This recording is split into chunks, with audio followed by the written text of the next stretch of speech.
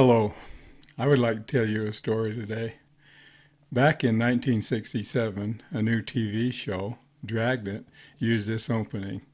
The story you are about to see is true. The names have been changed to protect the innocent. Well, my stories are also true, and I do not name any names either. Since this is a police story, I need to get changed. There, now I look more like what you might expect. Let's get started. This story is about peace officers and their weapons training. One of the essential tools a police officer has is their weapon. I'm talking about a pistol, a rifle, and a shotgun. And many, like me, always have a good pocket knife with them. I learned that from my dad, and it's not really a cop thing. All peace officers are required to maintain a minimum proficiency with their issued weapons. Some state and federal requirements may differ, but the idea is usually the same. To encourage this, the law enforcement communities often sponsor shooting meets and contests. One popular contest I entered a few times was the PPC, or Practical Police Course. Some states reward the best shooters by naming them to a governor's list. It is a very prestigious accomplishment in the police shooting competition world. I was never a top shooter and didn't win any trophies. I didn't want to. I only wanted to be competent enough to protect myself and others in a firefight. But I didn't have any trouble with the required qualifications every certified officer had to pass in order to keep their certification.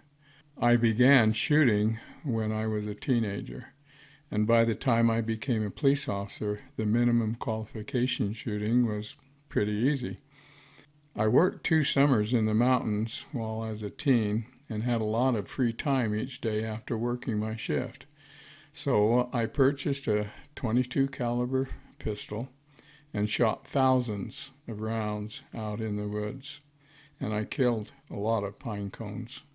I did compete in a few peace officer competitions and usually scored in the upper part of the group, but I had no desire to make it a serious hobby. When I was about 24 or 25 and working as a city peace officer, I wanted to finish my bachelor's degree, so I applied to the Army's bootstrap program when they had a special recruiting day. I passed all the written and physical tests until the doctor told me I had a hearing loss. In answer to his questions, I told him I was a peace officer and that I did not use hearing muffs while shooting. He told me if I didn't start using muffs, I would be deaf by the age of 30. That scared me, so I have used them most of the time since. Those 2 summers shooting in the mountains took away some of my hearing while teaching me accuracy, and I never even realized it. I did have a ringing in my ears, but I think I've always had that. A few years later, while working on the highway patrol, myself and a fellow trooper often practiced together. Every time we took a few minutes to shoot, I outscored him. He was determined to beat me and bought a dedicated competition pistol with a bull barrel. I still beat him, even with his new pistol. It really challenged him to get better. His assignment area was changed and we didn't ever shoot together again. I quit that highway patrol job and didn't meet up with him until years later.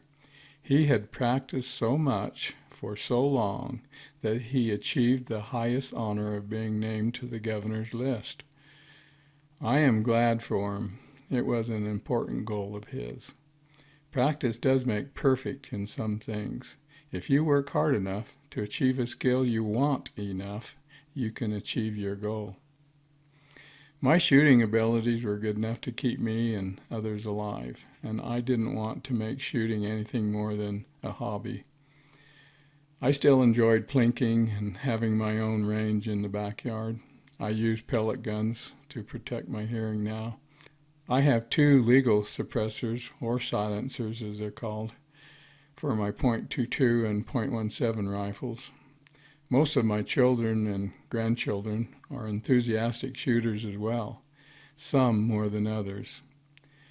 I was fortunate that I never had to test my skills in actual combat. While working as a peace officer, I investigated a couple of cases of accidental discharges that I want to tell you about. These are officers who didn't practice enough. The first was an officer whose office was next to a public waiting area in the building. One day, the officer decided to clean his pistol. After it was disassembled and cleaned, he reassembled it and put a full clip of ammunition in. Without thinking, he jacked a shell into the chamber and pulled the trigger. Luckily, the pistol was aimed downward at an angle. Many people who have just cleaned their gun will work the action to test it. I think that is probably why he did it. The bullet went through his desktop, through the plasterboard wall, and into the floor of a waiting room. Thankfully, it didn't hit anyone in the room, but he got a lot of attention. I was assigned to investigate and prepare a report. He was reprimanded for it. It could have been much worse. Accidental misfires do occur and sometimes injure the shooter or someone else. Carrying a firearm is a huge responsibility. There are plenty of YouTube movies about people and misfires. This next story starts when I was promoted and moved to a new building.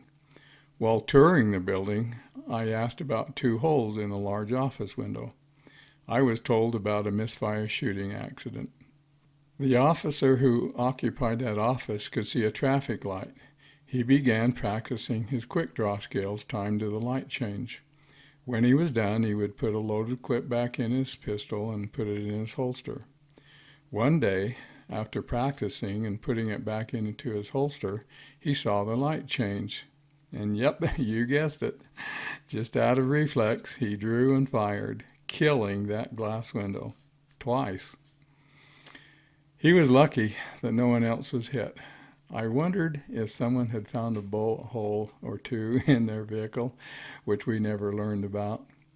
When it comes to guns, the old adage that a little practice makes you dangerous and a lot of practice makes you competent is true. Well, that's all for this story. Thank you for your time.